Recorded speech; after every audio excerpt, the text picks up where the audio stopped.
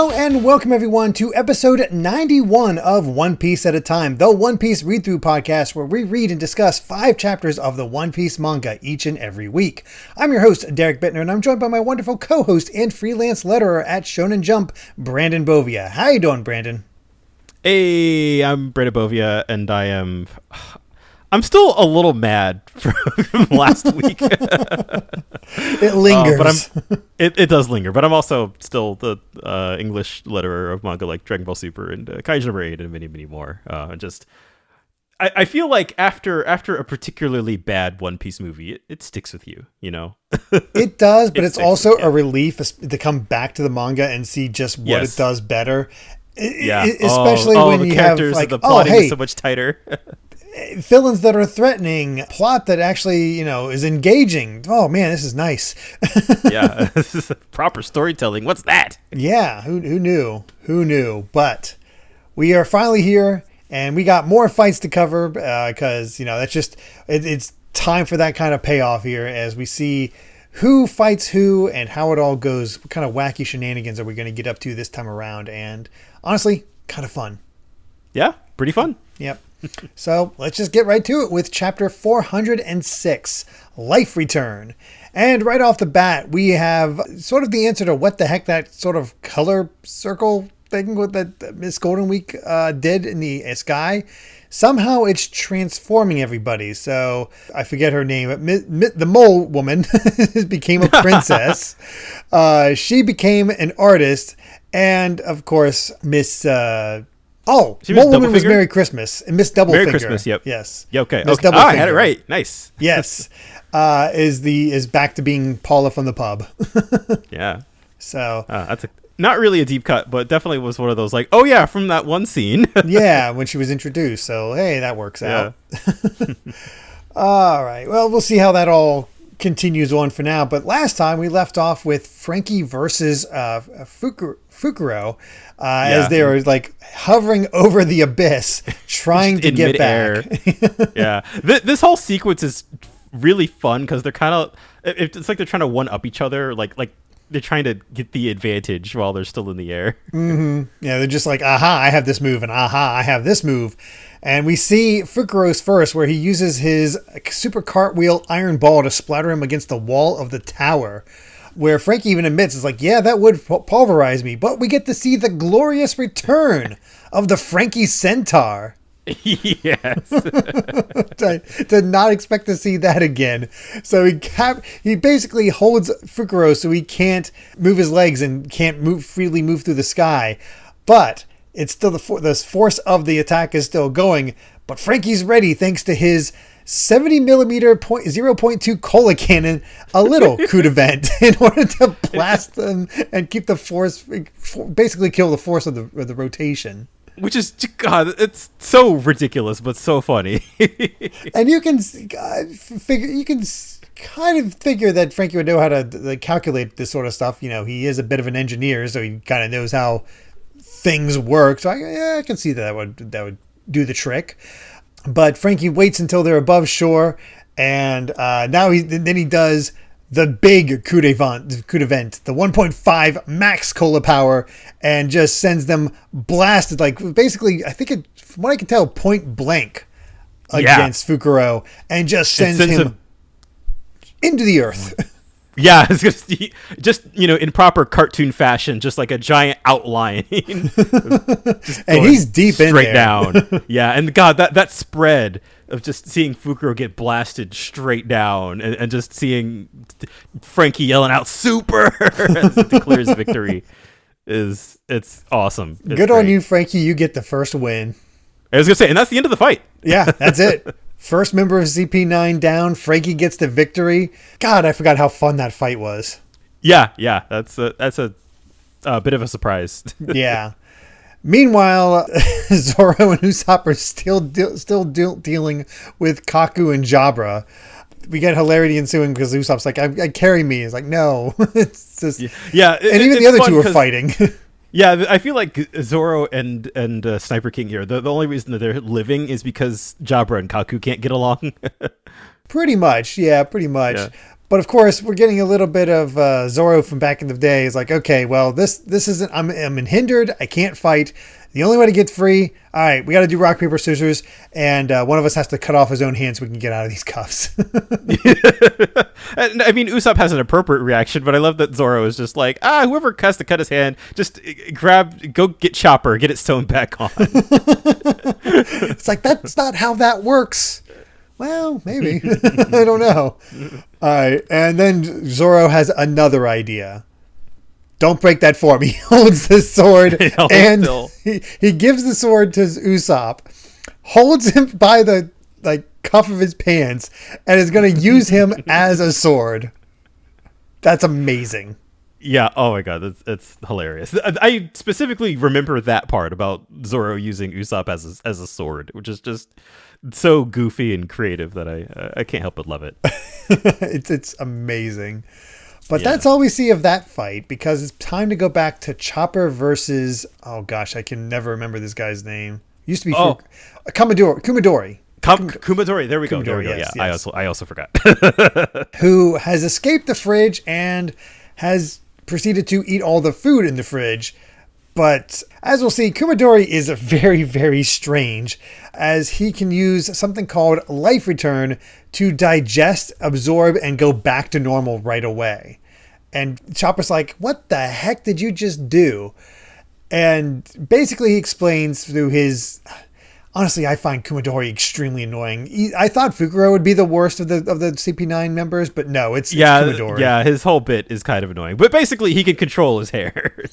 He can control his hair and kind of his whole body.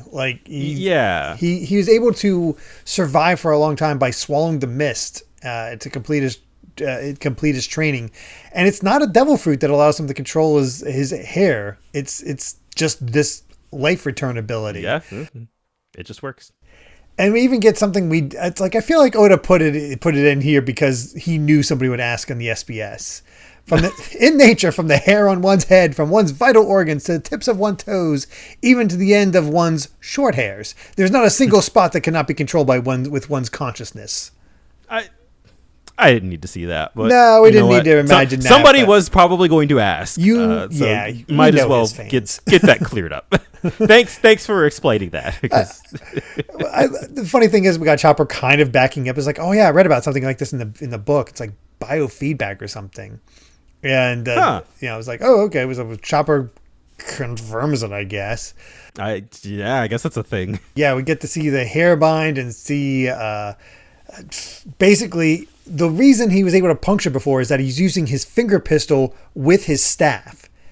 Didn't think about that. That's cool. In the way that he holds the staff too, where he's just got it like in between like his index finger and his thumb, where I don't know what the whole like Q thing is about, but I've been I was racking my brain. I was like, this is probably a pun of some sort, and I didn't bother to look it up, so I don't know what it is. It's only Kumadori. It's fine, but poor Chopper tries to punch him, but nope, iron body, and it just hurts his hand. Just nothing he can do about it, and we actually get some more information about the Rumble Ball. It's too powerful. He can only use it once every 6 hours at the most. Any more than that, it takes a toll on his body. If he uses it a second time, things go out of whack and he can't control his transformations. And use it a third time, and he could pass out and become unable to fight. It adds an interesting wrinkle to this fight. For what is otherwise a very exhausting character like Kumadori, it's like, okay, now we have to see Chopper kind of like he has to struggle to get his body to do what he wants it to do.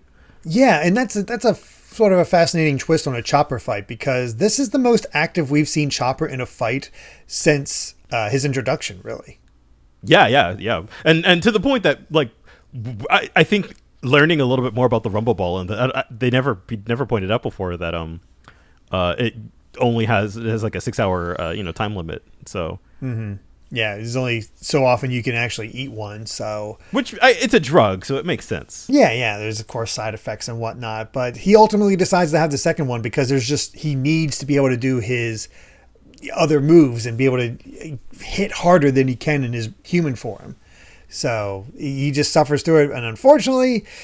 Yeah, he cannot control it. He just keeps getting smacked around, and it's. Yeah, he's trying to he's like trying to do horn point, but then it goes to the big puffball one, Then he tries to do jumping point, and then he like only half of his body gets bigger, the top half. So also a fun little thing I just noticed. I didn't realize this while I was reading this chapter the first time, but the translation went back to calling it his point instead of boost, as it was originally. I forgot about that. Yeah, which a point is what it is in Japanese, and I have a sinking feeling that boost might have been what it was called in the 4Kids dub, because that might have been long enough ago that they were still trying to match terminology. But and they probably figured it's been long enough. We can go back. Yeah. Well, we're still stuck with Zolo, but that's true. But that's a more common thing where it's like it's been long enough that people could kind of forget that they changed back to the other translation. Yeah. Zoro is used often enough that you don't really get that. Yeah. But yeah, Kumadori showing off. I love how, as much as I don't like Kumadori, I love how each member has their own variations on these 6 moves, because he can extend it to be able to use his finger pistol with his hair, which is how we finished the chapter of Chopper just getting shish kebabbed, really. Yeah, which I mean, there's an interesting idea of being able to control one's hair to the point that you could just make a finger out of it. it's something else, that's for sure. Yeah. Speaking of something else, we got an interesting pair of SBSs here. Yep. First is fan figuring out that Rob, of course, means to rob or steal, and Lucci is another name for light in Italian. So it's like, you're so clever that you have this character that's so dark, trying to steal the light. So did you name knowing that? It's like, oh yeah, totally. I had no idea. Yeah. But one thing he does know, well, on the other hand, amazing. It's funny enough coming from female fans of all things. It's like, because they talked about there was some discussion about what cup they would be, that Nami and Robin would be, based on their, I guess, sizes. And no, he's like, I don't know. There's all kinds of variations. I have no idea. But all kinds of female readers wrote in and be like, okay, based on all this, they're an I cup in Japan. Yep. Yeah, I was going to say that cup sizes in Japan are, they use more of the alphabet than we do. I'm pretty sure. Yeah, I'm pretty sure that's the case. So I don't know what that translates to. It doesn't matter.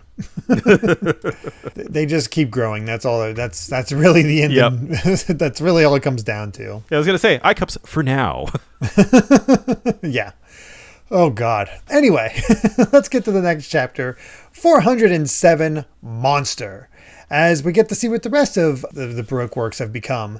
We have Miss Valentine becoming a chocolatier, Mr. 5 becoming a fireman, Mr. 4 becoming a pizza delivery man, and I love the pizza 4 within 30 hours, and then the freaking dog becomes a tank.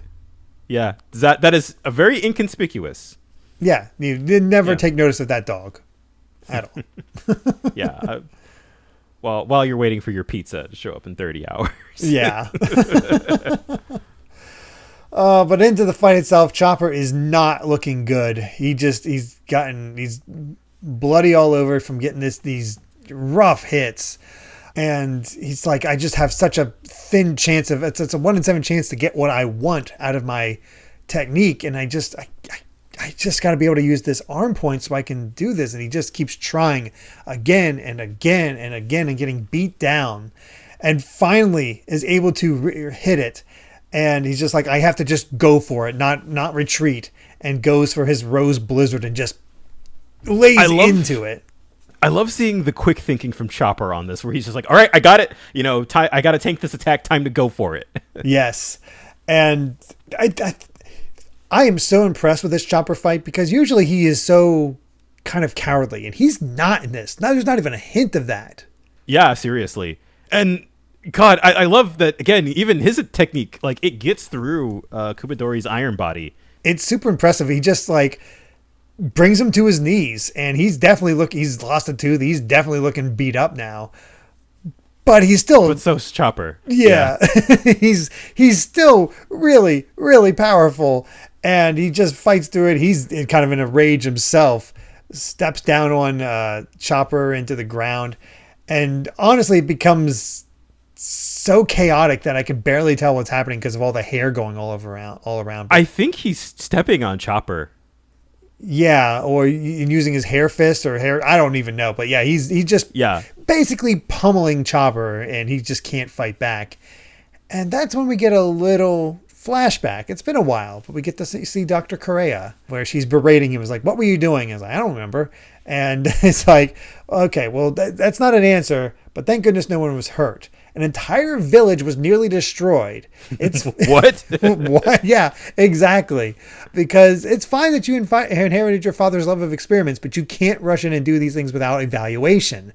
He's like, oh, I won't do it again. Please don't kick me out. It's like, just hurry and get well. Apparently, he just made a massive mess of whatever he did with all this. But he just gets him to think about it. And basically, Chopper in the present is caught, held up in like by the arms. He's just basically going to get shish kebabbed here, taken care of. And Kumadori goes to pierce his heart, but he thinks of Robin, and is able to get back into his cute form, and just decides to go for it. If I'm going to die anyway, I might as well do it. So just please let anybody else stay away from this room. And then you get that page turn. Oh my God, it's so cool. It's this reveal is awesome. Like completely unexpected. Yeah, which, well, again, because we had that hint in the last chapter that, Chopper said that if he uses it a third time, he'll pass out. But so we're kind of like, oh wait, so he's gonna do it a third time? Like, what's that gonna do? But then, oh no, he passes out because he just has no control. You know what happened in that flashback now? Yep, that's why I destroyed a village. Because oh boy, and Kumadori is one of the taller CP9 members, and Chopper towers over him. Chopper's a kaiju now. That's what this is. Yeah, Chopper pretty much. Is a kaiju. Correa kind of explains it as the devil fruit going wild. Don't do it ever again, because uncontrollable power that destroys friend and foe and your own body. There's no other word for it other than a monster. And yeah, there's Chopper turning the tide. But we step away from that as Frankie jumps into the hole, retrieves the key, and discovers that it's number 4. But we still need number 2. So we know that, who had what. So we've definitely narrowed it down. That's actually pretty smart from Frankie. It's some process of elimination. Yeah, honestly. It's pretty cool. Basically, Kalifa has number 2. So Nami needs to win her fight in order to help Zoro. Which, not great, as we sort of use that to change scenes to that fight. And Nami is just somehow rendered unable to move. Yeah, she's stuck on the ground. While Kalifa decided to take a bath. Okay. Which we know who this was for. Yeah, this was definitely for a certain fan base. Honestly, this whole fight. Yeah, that is true. There's a lot about these next couple chapters that are like, Yeah, it was like, they. It's not as silly as Nami's original fight. Yeah, which I'll give it credit for that. I actually think this fight's quite good. Yes, but there's also we got to get it is what it is. Some fan service in there, a lot of fan service in there. Yep. Basically, it's almost a sign of Kalifa's cockiness about the whole thing, because as Nami points out, you're dumb enough to bathe in front of the enemy. If your body's half immersed, you shouldn't be able to wield your power at all. You've basically left yourself wide open. But I'm not worried because you're not at full strength either, thanks to my devil fruit. And Nami doesn't quite understand at all what's actually happening here. But she does know that her strength is slowly returning. So she's ready to get back into the fight. And basically she's struggling to move again while Kalifa just slowly gets dressed. Yep. Gotta just carefully placed camera angles here and there. Yep, exactly. And Nami's finally able to move and gets her thunder charge swing arm off, which it shows that it's very much a more serious fight in that way, because she's able to do what she wants with the climate baton. And seeing her get off that Thunderbolt tempo on the last page is like, oh, like Nami's packing heat. Oh yeah, she's got some power behind her now. Unfortunately, Kalifa has the shave, so she's able to move very quickly and dodge stuff. But we'll see if the Thunderbolt tempo actually hit next time. So yeah, let's see if it hits in chapter 408. It's fight time now. You can tell we're moving through this a lot quicker. Yeah. Well, with chapter 408, Monster versus Kumadori, we see that the color effects had affected two other characters as well, despite them refusing to escape. Crocodile has become the Pirate King, and Mr. One has become a hero. And I love the little sign that Mr. One actually really likes the outfit. Yeah. That's kind of adorable. Meanwhile, Crocodile's like, what the hell? Yeah. Hey, don't knock it, man. You're king of the pirates. Yeah, you're dressed up like Gold Roger. Good for you. We go back into the fight with Nami versus Kalifa. And she's confident that it attacked. But boy, this sure is reminiscent of Dragon Ball Z when we have a big smoke cloud after a big attack. And boy, yeah. I'm sure we hit them. Well, you kind of did, except she was able to create a barrier, I guess. Yeah. A soap barrier, basically, it looks like. So what I like about this... we have Kalifa saying, basically like, you won't be able to win unless you unravel, the mystery of my powers. And then Nami's like, oh, what if she's some kind of soap person? And then immediately goes, but even if you know what my power is, that doesn't mean you have a chance. I was right on the mark. Yeah. I love I like these gags a little bit more than the sexual harassment jokes with Kalifa, where it's just like she's kind of a ditz. Yeah, that's the fun part here, because she's been so serious up until this point. And then in the actual fight, it's like, oh, she's really ditzy actually. Yeah. But yes, while Kaku got the giraffe fruit, Kalifa has the bubble fruit, can create bubbles anywhere on her body. And Nami has to immediately comment about, oh, so sexy. It's like, why am I talking like a dirty old man? It's like, I don't know, Nami. It's just suddenly imbued with the spirit of Oda for one panel.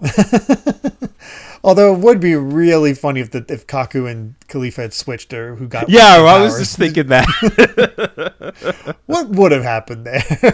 Oh God, that feels like that would be like a doodle in an SBS at some point. I hope so, honestly. That'd be really funny. I need to see that. But Nami does comment, is like, is that any good for fighting? It doesn't seem like it'd be too strong. It's like, no, I got complete control of the bubbles produced by my body, and used Bubble Master on the bubbles in the tub to create the soap sheep. I love the build up to this. It's a great panel. And there's like, I can send out my sheep cloud relaxing bubbles and take away your strength once again. Because, hey, you lost your strength when you entered here. Well, that's because you stepped on the bubbles that were on the floor. That's how you lose your strength. And sure enough, those soap sheep bubbles actually strike Nami's shoulders. And she's down again, unable to, be as strong. And definitely getting kicked around now. I gotta admit, this is like quite possibly like the most threatening bubble power I've ever seen in fiction. Bubble Man from Mega Man has nothing on this. I was thinking, it's like, poor Bubble Man. If only. It is kind of convenient that the bubbles can actually weaken opponents. I don't know how she figured all this out in the time. Yeah, in like a couple hours, if that. But I mean, good on you that you can get this all figured out.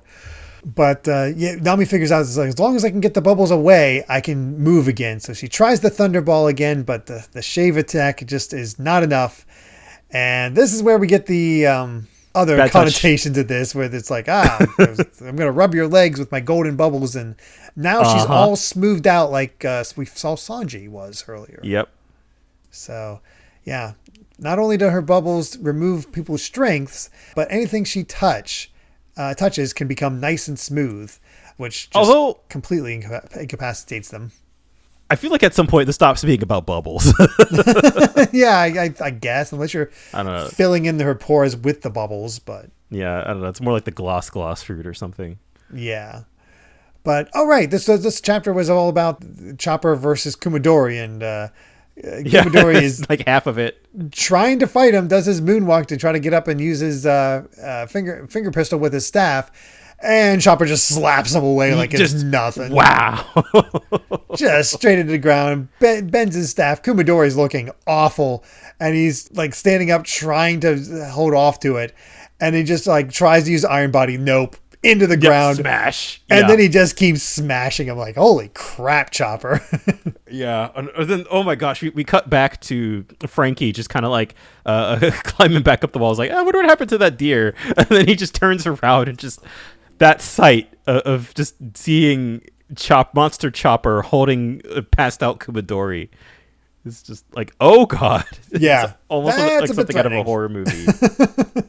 It's such a good design. Just really showing off how threatening it is. And it also makes sense for Frankie to return here because he wants more soda, more cola. Yeah.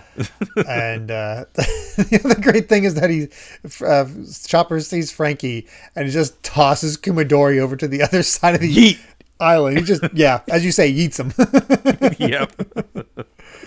It's like Frankie quickly figures out based on the clothes, like, oh crap, you're the deer. And not so good. Chopper immediately smacks him as well. Mm-hmm. And then begins climbing the tower. He's gone all King Kong.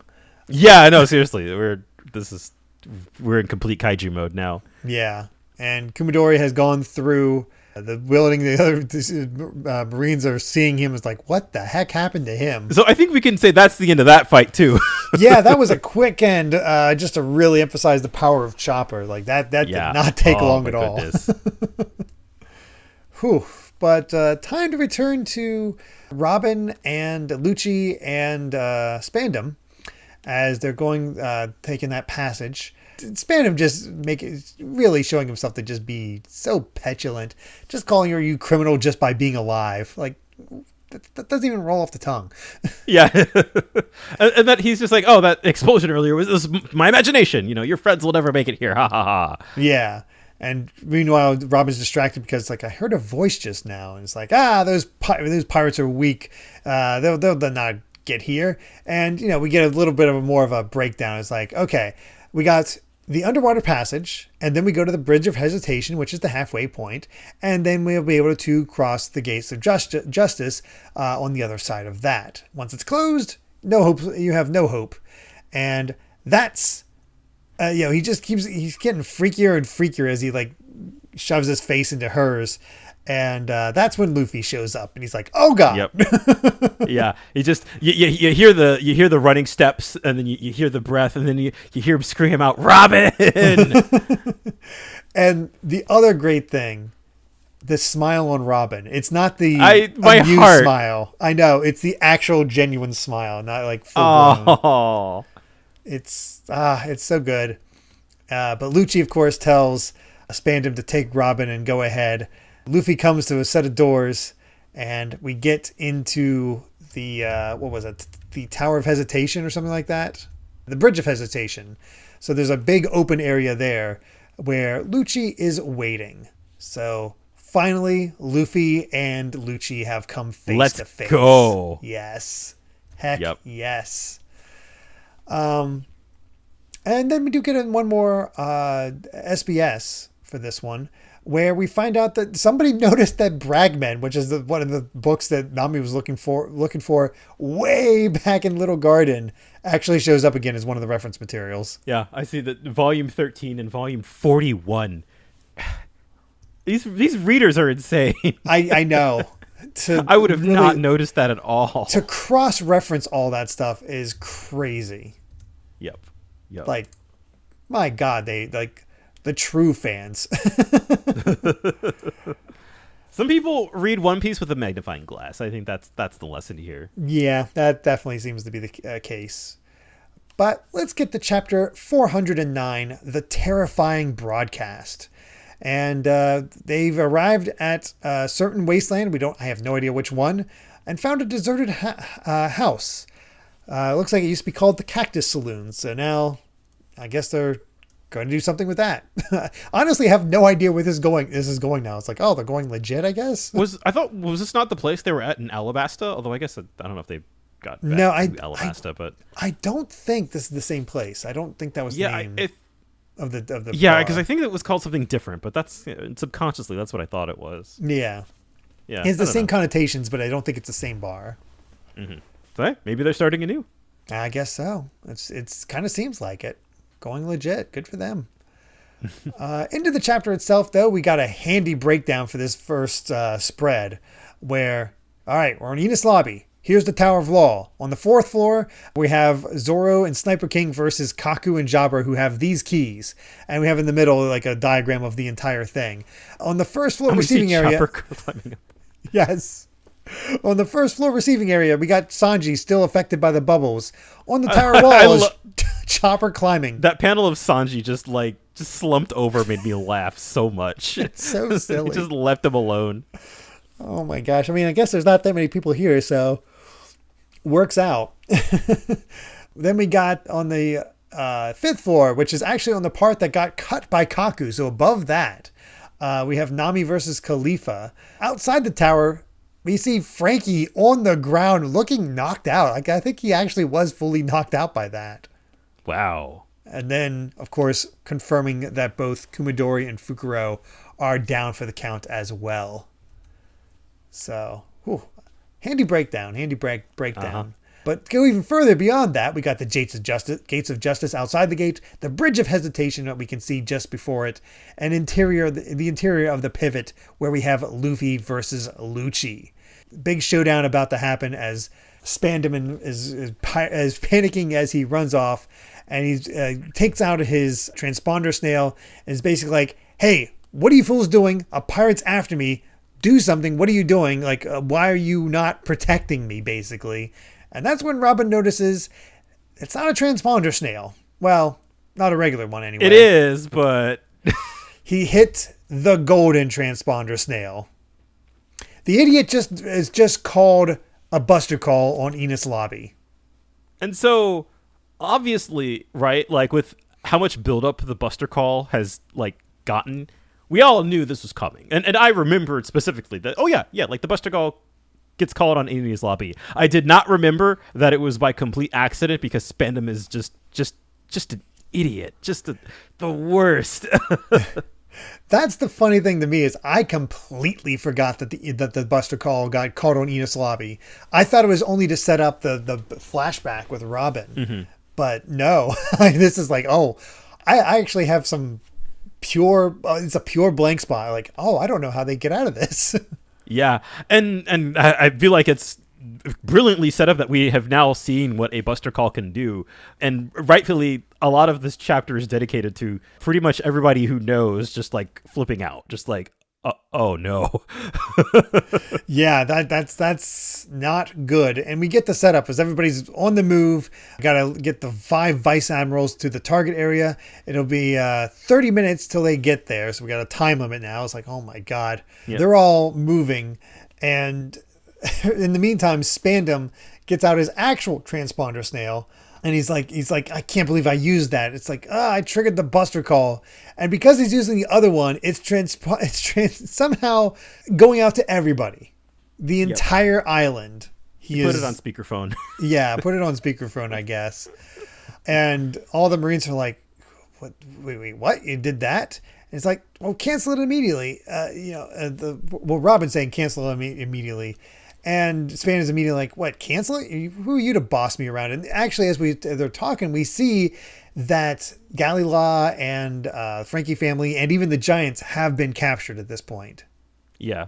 I mean, it makes sense. There's how many men? There's only so much they could do. It's not looking good, but now we get the kind of villain speech from Spandam, I guess, is the best way to put it, where he just says, yeah, I'm the director of CP9. I triggered the buster call in order to turn you over safely to government. Nothing wrong with that, because no matter what else happens, all the pirates will die.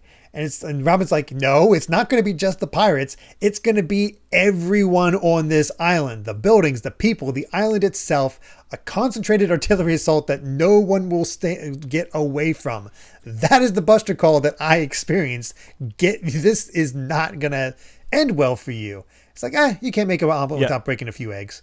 Because he knows he's safe. because he's going Yes. onto the other side of the gates of justice. But you see all of the other Marines on the island kind of like, Yeah, it's like, yeah, especially when he starts saying, I don't care how many soldiers it takes to stop these fools who are trying to save you. It doesn't matter how many thousands of people die. It's a small sacrifice for the future. Besides, my promotion is riding on this. And that's when all the Navy... You see the guy just like, you got to be kidding me. It's like, oh, no, God, no. Screw this. And yeah, he's just like, yeah, CP9 is a secret government organization. If we will kill 100 on the spot without hesitation, because true justice doesn't involve sentiment. And as for the brainless soldiers, they're better off dead, those idiots. And that's when Robin points out, yeah, that snail is transmitting. It's like, wait, our conversation's on the air? And he tries to say, my name is Straw Hat Luffy. It's like, no, you're a liar. Liar. Everyone evacuate the island. They're under the buster call. If you stay, you will die. And that's when Spandam just smacks her, which just makes us hate him even more. Oh my goodness. And then God, like that one panel on the next page where all you hear is the thud, and then like just the line going silent basically. It's just like, oh no. Yeah, that's not good. The rest of CP9 is like, what the heck is wrong with him? And Nami's even like, I love this part where Nami's like, I'm not worried. We're used to being in situations like this. Fair. Yeah. And even Kokoro is like, he's making life interesting. Yep. What do you do in times like this but drink? Yep. That's she's just chilling as always. But the Marines, they are all on the run. They're like, oh, we got to get out of here.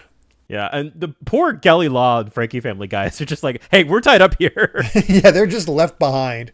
We're just left with, if the pirates manage to escape, how you make up for it. And it's like, oh, God, this guy is just the worst. He needs one of those big Luffy punches. Yeah, I feel like I remember specifically now was about the time where like he just starts like physically abusing Robin like nothing else. And it's just like it gets, oh, man, if you thought you couldn't hate this character anymore. Oh, he is one of the most detestable we've come up against. It's you just pray for his comeuppance, especially. But again, the interesting thing here is that he's been shown to be very accident prone, forgetful, mix things up a lot the entire time. Good on Oda for setting it up that he would pull something like this. It makes complete sense. It's just like, oh yeah, and I feel like there's a lot to be said about which characters Oda chooses to portray as like completely incompetent. And there's a lot of kind of like, shades of gray morality when it comes to both the pirates and the Marines. But there's a certain kind of character, I feel like those who wield power with just complete reckless abandon, who are just, they're always depicted as like the worst scumbags on earth. Yeah. But we're not quite done with the chapter because we're back to Luffy facing off against Lucci. And he's basically just like, where is Robin speaking from? And Lucci just says on the other side of the door, and Luffy immediately attacks. He's like, Lucci's like, you didn't even give me time to say I won't let you pass. It's like, I don't care. And they're just going straight into it. Yeah, it's just into it. Like blow for blow, meeting each other, and then that awesome panel where their fists collide and they get sent back into the boxes. It's so cool. This is the the fight has started. Yes, we're finally in for the rematch. Yeah, that last page lives rent free in my head. It is one of my favorites in the entire manga. It's so good. It is awesome. I love it so much. But we're not quite done yet, as we're at chapter 410, our last for the set, Super Size Nami. Which is just a funny title. Yeah, you know what? It is. And it's time for a hot dog party with dogs. This one's really adorable. Don't think about I guess. There's no dog meat in that. So yeah, they'll be all right. It's just a name. Honestly, my favorite is the little dog near Usopp, who's just in a business suit. Yep. It's like, all right, sure. Oh, goodness. We get back into it, and yeah, Luffy is just... I think that's an iron crate on him or something like that. Yeah, it's crumpled. Just pushes it over. It's just like, yeah, get out of my way. Robin's past there. I'm getting through. And he's like, you're never going to see her again from Lucci. I'm so much more hyped now that like this fight has officially started. Oh, same. It feels like this arc has moved into the next phase. We keep saying that, but it's always true. Because there's just something new happening that just drives up the stakes. Because it's not just hey, we're finally able to fight the CP9 now, so we also have to find this key. Oh, it's not only just have to find this key, we have to survive the Buster call that just got called. So yeah. And I forgot that the Buster call started basically like right when the fight started too. So it's kind of there's kind of a time limit in and of itself, as if there wasn't already with Robin. We got multiple time limits here just on all cases, but it's like even if they rescue Robin, they got to get out of here now. So that's the tough part. And as the Marines leave, the Galila and Frankie are like, what are we going to do?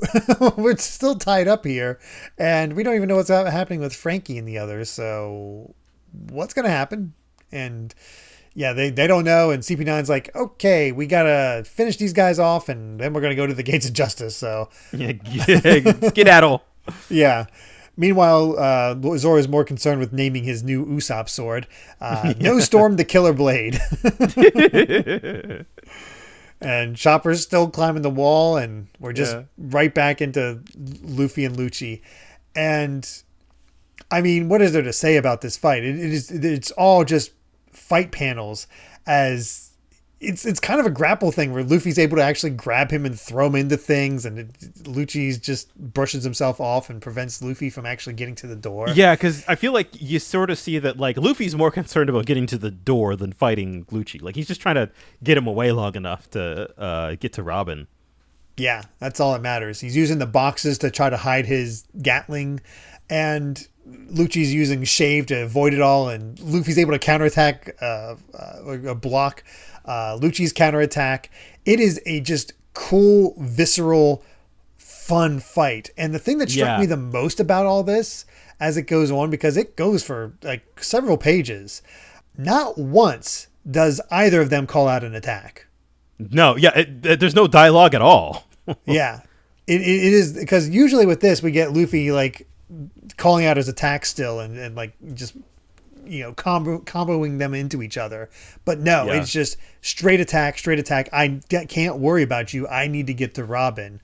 And at this point, they're kind of dead even, like to the point that Lucci's able to counter the bazooka with just a kick. Yeah. Although one thing that really struck me while reading this fight, they're both holding back.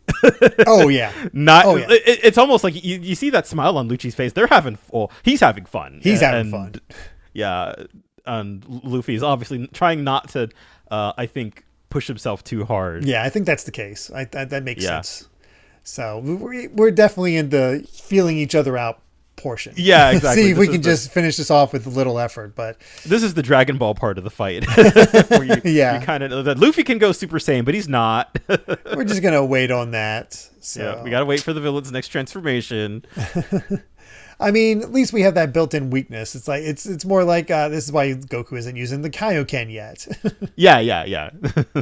So, but got to take a break away from that, because that's not the only fight going on. As we go back to Nami versus Kalifa, and Nami's somehow able to stand with her super smooth legs now. That's all kinds of weird looking.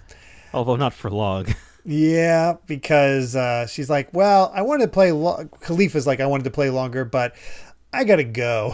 So she just gets in close and is able to rub her soap bubbles all over Nami's body to the point where she becomes exactly like Sanji. I'm sure Sanji must have been having the time of his life getting rubbed like that.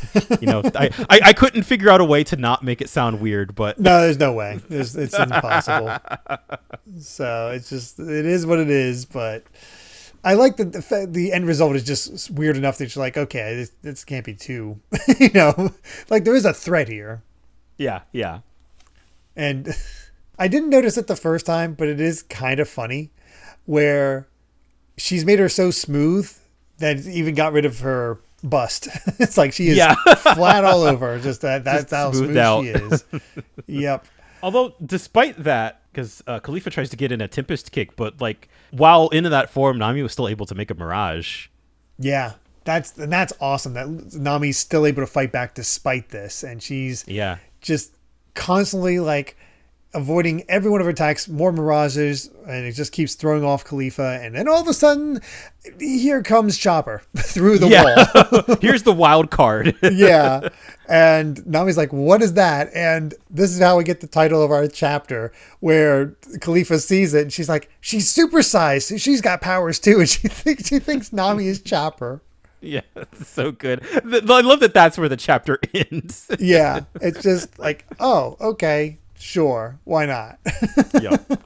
I mean, even though the fights have kind of settled into a pattern, it's not pattern's not the right word I want to use. It's like everybody's kind of like settled into who they're fighting, I guess, more so. But we still have kind of like that chaotic nature of sort of the opening chapters of these fights. So it's been pretty cool. We have the wild card that is Chopper. We have no idea what's going to happen with all of that. Sanji's kind of out of all the fights right now. Frankie seems to be out of all the fights. Like we're definitely getting some, not casualties, but people getting taken out on both sides. So it's I guess in that sense, then we're kind of things have kind of evened out then, because the Straw Hats came in kind of with the one more person. We're Straw Hats plus Frankie versus the other CP9 members. But now we've got two CP9s down and Sanji Frankie down, and and Frankie and Sanji down, and Chopper essentially giant question mark. Yeah, I don't know.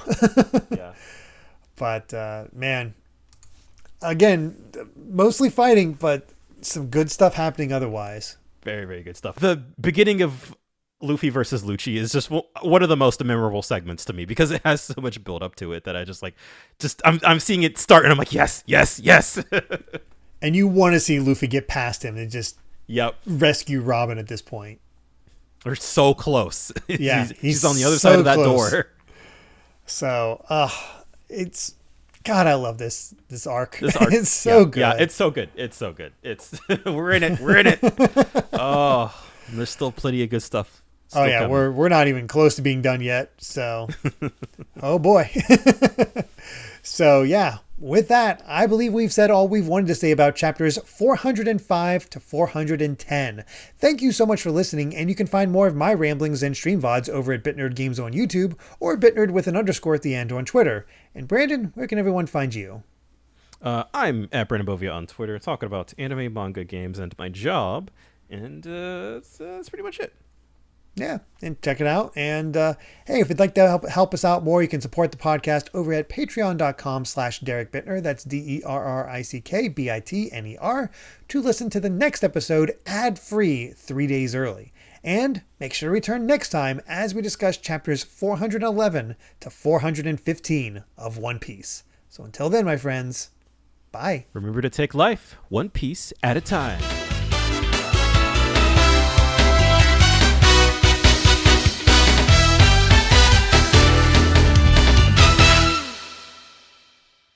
Where did you go? I'm right here!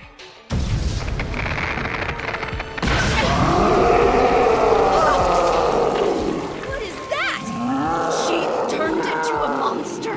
Huh? So you have devil fruit powers as well, do you? What a ditz.